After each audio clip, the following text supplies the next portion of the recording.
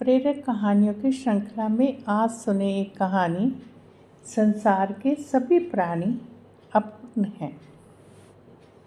एक कवि राजा भर्तृहरि थे। उनकी पत्नी अत्यंत रूपवती थी।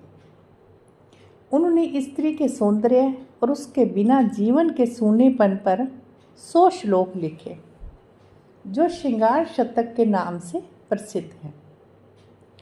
उन्हीं के राज्य में एक ब्राह्मण भी रहता था, जिसने अपनी निस्वार्थ पूजा से देवता को प्रसन्न कर लिया था। देवता ने उसे वरदान के रूप में अमर फल देते हुए कहा कि इससे तुम लंबे समय तक युवा रहोगे। ब्राह्मण ने सोचा कि भिक्षा मांगकर जीवन बिताता हूँ, मुझे लंबे समय तक जीकर क्या करना है। हमारे राजा बहुत अच्छे हैं, उसे ये फल दे देता हूँ। वह लंबे समय तक जिएंगे तो प्रजा भी लंबे समय तक सुखी रहेगी।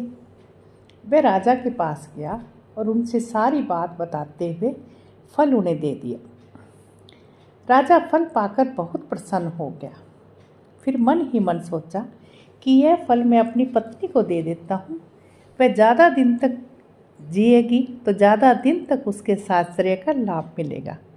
अगर मैंने फल खाया तो मुझसे पहले ही मर जाएगी और उसके वियोग में मैं भी जी नहीं पाऊंगा।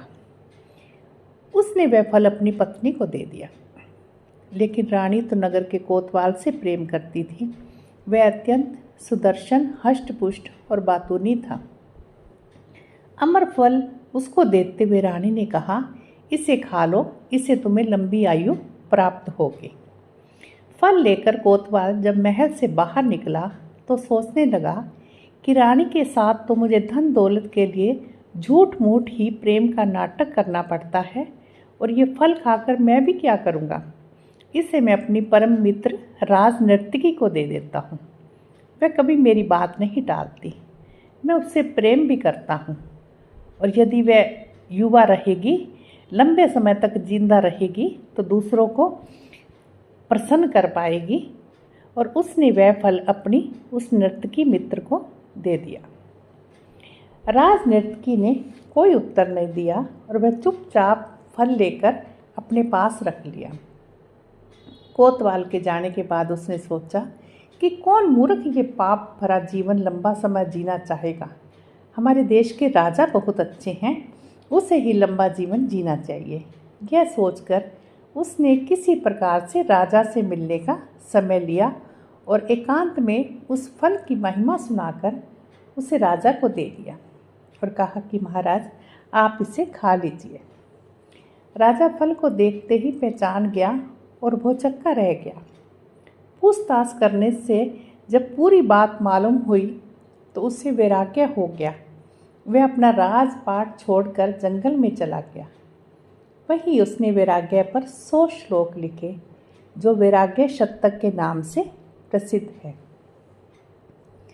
यही इस संसार की वास्तविकता है।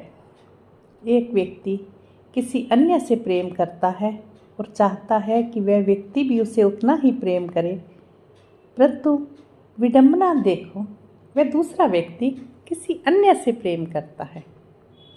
इसका कारण यह है कि संसार व इसके सभी प्राणी अपूर्ण हैं। सब में कुछ न कुछ कमी है। सिर्फ भगवान ही एकमात्र पूर्ण है। एक वही है जो हर जीव से उतना ही प्रेम करता है जितना जीव उनसे करता है, बल्कि उससे कहीं अधिक। बस हम ही भगवान से सच्चा प्रेम नहीं करते।